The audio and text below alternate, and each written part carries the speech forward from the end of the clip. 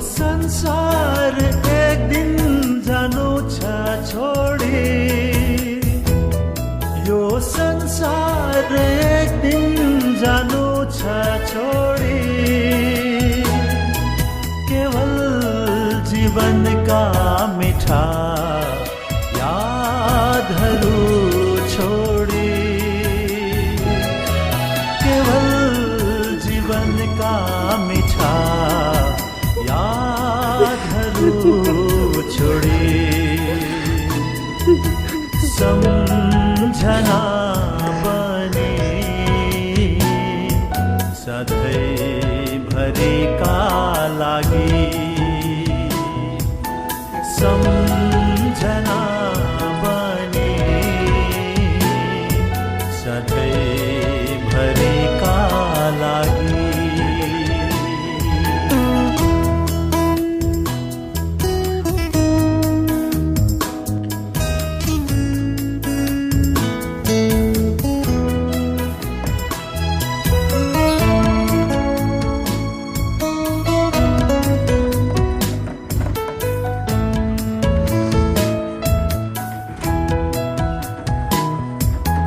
चाहे हामी महलमा बसौं, चाहे हामी झुप्रोमै बसौं,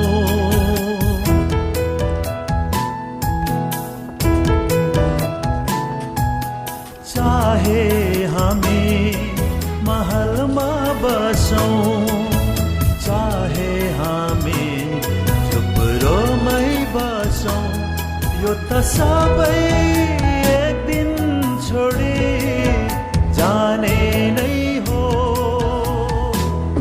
संसार त केवल परदेश हो, संसार त केवल परदेश हो, परदेशी हामी स्वर्गका यात्री हौं, परदेशी हामी स्वर्गका यात्री हौं। यो संसार एक दिन जानु छ छोडी,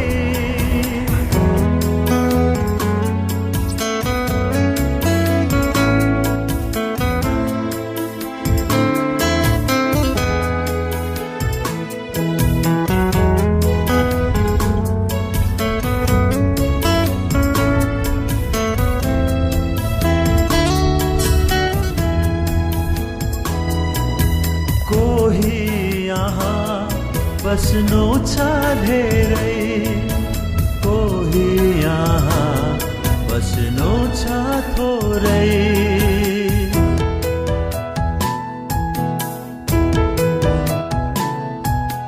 कोही यहाँ बस्नु छ धेरै, कोही यहाँ बस्नु छ थोरै, आखिर सबैको गन्तव्य एउटै हो,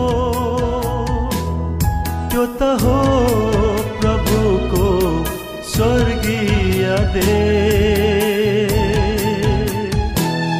त्यो त हो प्रभुको स्वर्गीय देश। क्षणभरको बिछोड फेरि अनन्त मिलन, क्षणभरको बिछोड फेरि अनन्त मिलन।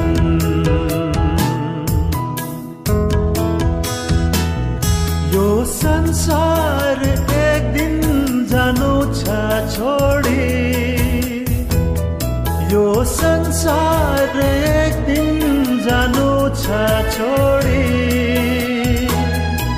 केवल जीवनका मिठा यादहरू छोडी, केवल जीवनका मिठा यादहरू छोडी, सम्झना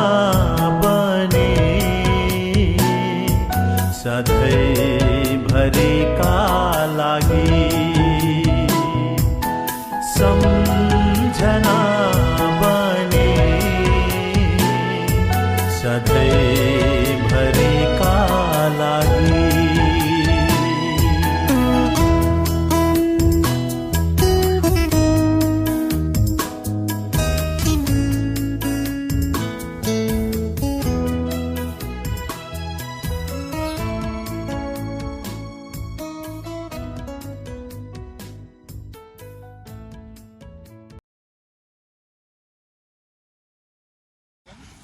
हाम्रो कोपाको यस पार्थिव शरीरलाई हामीले मट्टी दिनको लागि हामीले केही वचनलाई एक दुईवटा वचनलाई हामी हेर्छौँ, धेरै हेर्दैनौँ।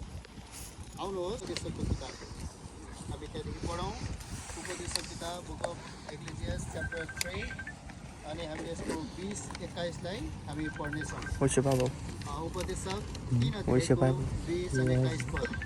सबै एकै ठाउँमा जान्छन्, सबै धुलोबाट आएका हुन् र सबै धुलोमै फर्केर जान्छन्। मानिसका सन्तानहरूको सास जो उभोतिर जान्छ र पशुको सास जो तल पृथ्वीतिर जान्छ कसले जान्दछ र? हामी वचन अगुवाईको लागि एकदमै छोटो हामी प्रार्थना गर्नेछौँ। धन्यवाद जिउँदो सामर्थी दयालु परमेश्वर पिता, तपाईँलाई हामी धन्यवाद दिन्छौँ। हामीले त्यो कुरा लागि पनि हामी हेरिसक्यौँ। अब यो जो शरीर पार्थिव शरीर छ यो माटोबाट बनिएको थियो, अब यो माटोमै फर्केर जान्छ। यो एउटा केवल एउटा भाँडा मात्रै हो, यो एउटा फर्म मात्रै हो, तर जुन बहुमूल्य आत्मा छ त्यो परमेश्वर कहाँ गइसकेको छ। यस कारणदाखेरि यहाँनिर उपदेशक 3 अध्यायमा तपाईँले हेर्नुभयो भने यहाँनिर हरेक कुराको समय छ भन्छ। अघि यहाँनिर तपाईँ हामीले हेऱ्यो भने जस्तो 2 पदमा 1मा भन्छ हरेक कुराका निम्ति एउटा तोकिएको समय हुन्छ, आकाशमुनि हरेक काम कुराको समय हुन्छ। जस्तो कोपाको एकपटक समय थियो उहाँ जन्मिनु भयो पृथ्वी तलमा शरीरमा अघि, तर आज फेरि यस के भएको छ, उहाँलाई अब हामी यो संसार छोडेर जानुभयो। अब यो चाहिँ उहाँको एउटा दफनाउने, अब यो मट्टी यो माटोमा मिल्ने समय आयो अघि। यसले गर्दाखेरि अब यो काम हामी गर्छौँ, तर परमेश्वरको वचनले हामीलाई सान्त्वना दिन्छ। यहाँनिर पहिलो थिस्सलुनी किताबमा तपाईँ हामीले पढ्यो भने हामीलाई धेरै सान्त्वना यहाँ तपाईँ हामीले पाउँछौँ। पहिलो थिस्सलुनीको किताब 4 अध्याय अनि तपाईँ हामीले यहाँनिर पाउँछौँ। 11देखि म पढ्दै जान्छु, हामी धेरै एक्सप्लेन नगरौँ, हामी बुझिहाल्छौँ। तर भाइहरू हो, आशा नहुनेहरू जस्तो चाहिँ तिमीले शोक नगर भनेर ती सुति जानेहरूको विषयमा म तिमीलाई अन्जान रहेको चाहदिनँ। हाम्रो कोपा एक प्रकारले सुत्नु भएको, अब विश्राम लिनुभएको अघि, उहाँको आत्मा अब परमेश्वरको आत्मा गइसकेको छ, यो शरीर मात्रै छोडिएको छ। उहाँ चाहिँ अहिले एउटा आत्मामा एउटा सुत्नु भएको, तर एक दिन आशा छ है उहाँको आत्मा फेरि परमेश्वरको त्यो दिनमा चाहिँ फेरि उठ्छ भनेकन अघि। यहाँनिर किनकि येशू मर्नुभयो, बौरेर उठ्नुभयो भने हामी विश्वास गर्दछौँ भने उसरी नै येशूमा सुतेकाहरू पनि परमेश्वरले उहाँको साथमा ल्याउनु हुनेछ।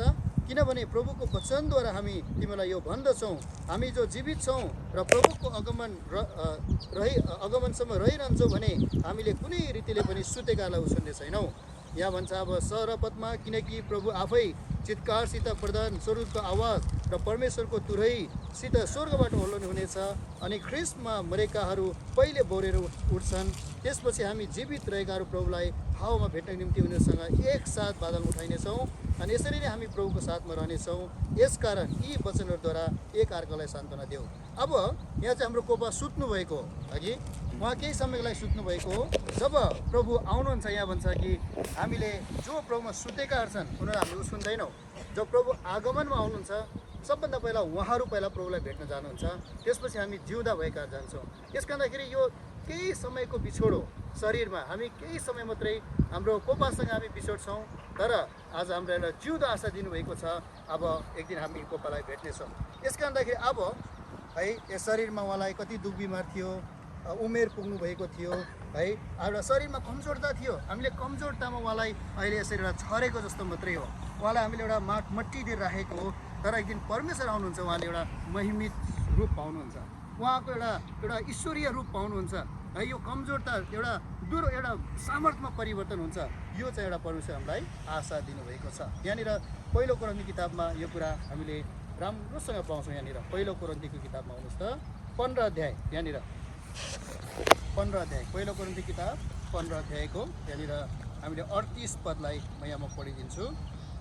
यहाँनिर भनिएको छ, तर आफूलाई मन परे अनुसार परमेश्वरले त्यसलाई शरीर दिनुहुन्छ, हरेक बिउलाई त्यसको आफ्नै शरीर दिनुहुन्छ। अब कोपाको बिचरा अब उमेर गएको थियो, धेरै रोग थियो, छाला चौरी परेको थियो, उहाँले आफ्नो शरीर पनि कमजोरतामा थियो। तर परमेश्वरले भन्नुहुन्छ उहाँलाई एउटा यस्तो शरीर प्रभु आउनुहुन्छ, उहाँले एउटा ईश्वरीय शरीर प्रभुले उहाँलाई दिनुहुन्छ है। अहिले उहाँ सुत्नु भएको मात्रै हो, उहाँलाई हामी यहाँ छोडेर जान्छौँ। यो माटोको शरीर माटोमा मिल्छ, तर परमेश्वर आउँदाखेरि चाहिँ उहाँ सामर्थ्यमा एकदम परिवर्तन भएर प्रभुलाई हावामा भेट्न उहाँ जानुहुन्छ। अनि तपाईँ हामी पनि उहाँलाई एक दिन भेट्ने आशा हामी गर्दछौँ। अघि यहाँनिर 42मा भन्छ, मरेकाहरूको बोरी उठाए पनि यस्तै प्रकारको हुन्छ, विनाशी दशामा छरिन्छ, अविनाशीमा बौराइन्छ। अब उहाँको जीवन यति नै थियो, यो शरीरको जो संसारको शरीर यति नै थियो, एउटा विनाशी थियो। तर परमेश्वरले एक दिन उहाँलाई अविनाशी रूपमा उहाँलाई उठाउनुहुन्छ। अनि त्यो अविनाशी चाहिँ अब कहिले पनि मर्नु पर्दैन। परमेश्वर राज्यमा सधैँ एक समान भएर हामी उहाँसँग युगानुयुगसम्म परमेश्वर राज्यमा हामी बिताउँछौँ होइन। यहाँनिर भन्छ 43मा, अनादरमा छरिन्छ, महिमामा बौराइन्छ है। हामी कमजोर दुब्लो पातलो छौँ, हामी एउटा मान्छे है, परमेश्वरको वचनअनुसार जति हामीले जानेका छौँ, एउटा हामीले कमजोर दुर्बलतामा उहाँलाई हामीले अहिले दफन गरेका छौँ। तर महिमामा उहाँ बोरिनुहुन्छ, दुर्बलतामा छरिन्छ, सामर्थ्यमा बौराइन्छ। अनि 44मा भन्छ, एउटा प्राकृतिक शरीर छरिन्छ, एउटा आत्मिक शरीर बौराइन्छ। अहिले उहाँको तर परमेश्वरले उहाँलाई यस्तो शरीर उहाँले दिनुहुन्छ कि प्रभु आउँदाखेरि उहाँलाई भेट्दाखेरि उहाँले एउटा महिमित शरीर, एउटा ईश्वरीय शरीर, एउटा परमेश्वरले आफ्नो एकदम मनअनुसारको शरीर उहाँलाई दिनुहुन्छ। त्यसपछि त्यहाँनिर वृद्ध भन्ने कुरा हुँदैन, रोगी भन्ने कुरा हुँदैन। त्यहाँनिर परमेश्वरको स्वरूपमा सबै एउटै भएर हामी अनन्तसम्म रहन सक्छौँ होइन। त्यसले गर्दाखेरि यहाँनिर अब हामी 49मा देख्छौँ, जसरी हामीले माटोले बनिएको मानिसको रूप धारण गरेका छौँ, त्यसरी नै हामी स्वर्गीय मानिसको रूप पनि धारण गर्नेछौँ। सो एउटा जिउँदो आशा दिनुभएको छ। अब हामी उहाँको शरीरलाई केही समय पश्चात उहाँले तल झारेर उहाँले दफनाइदिनुहुन्छ। हामी मिट्टी दिएर जान्छौँ, किनभने यो माटोको शरीर हो, माटैमा फर्केर गयो। तर उहाँको जुन आत्मा छ, परमेश्वर कहाँ छ? परमेश्वरले उहाँलाई यस्तो उहाँको दिनमा चाहिँ तपाईँ हामीभन्दा अगाडि उहाँ चाहिँ हावामा भेटेर प्रभुलाई पहिला उहाँले भेट्नुहुनेछ। परमेश्वर एउटा महिमित शरीर दिनुहुनेछ।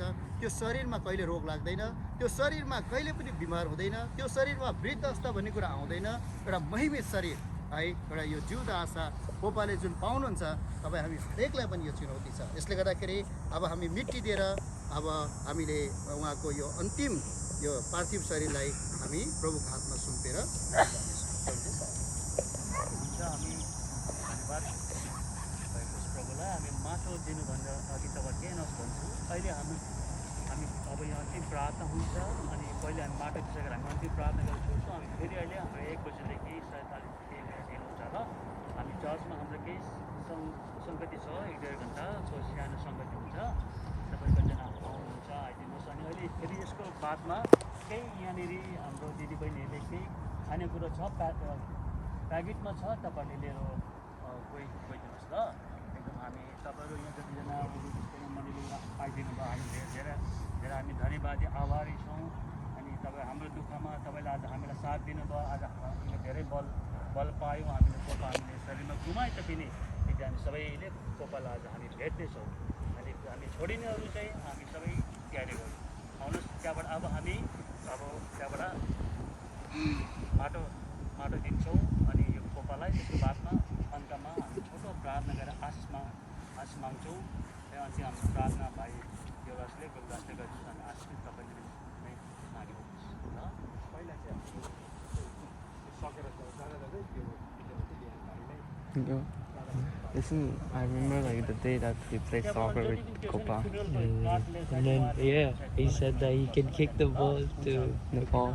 no ball. Yeah, I was talking about that with parents. Yeah, He like kicked it very hard.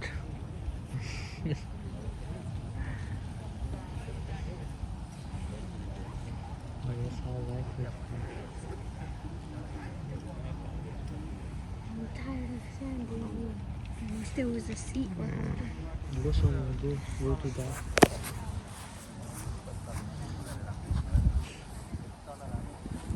He was like so energetic till 90.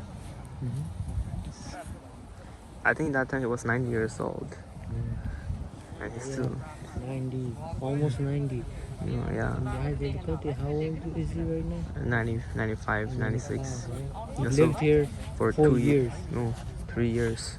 3 No, years. in Almost Cuba. 4. In Almost here, 4. he lives Yeah. 3 years, but in Calgary he lived 1 year. He almost lived here. Like So, almost 4 Yeah, years. it was 90. When he was 90, he was playing soccer with us.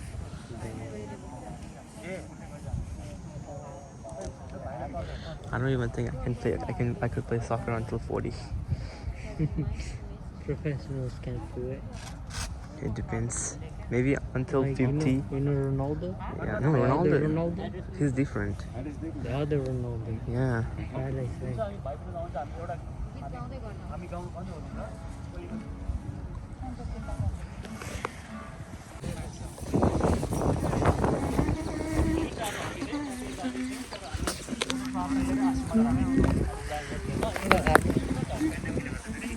के त रहेछ मटी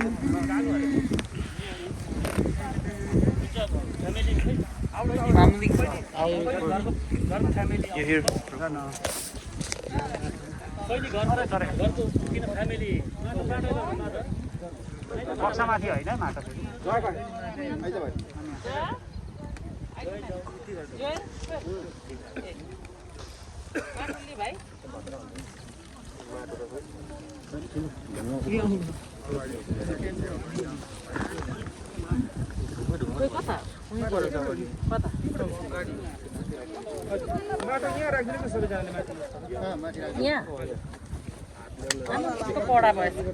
Why does it feel like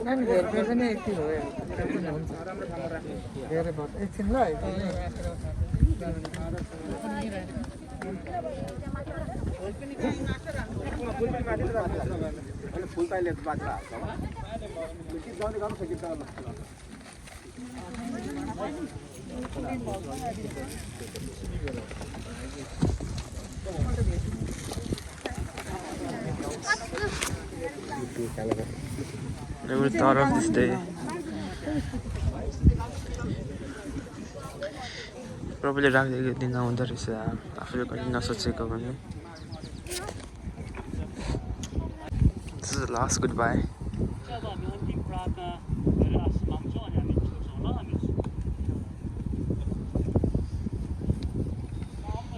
प्रार्थना गर्छौँ. Last pray, last goodbye.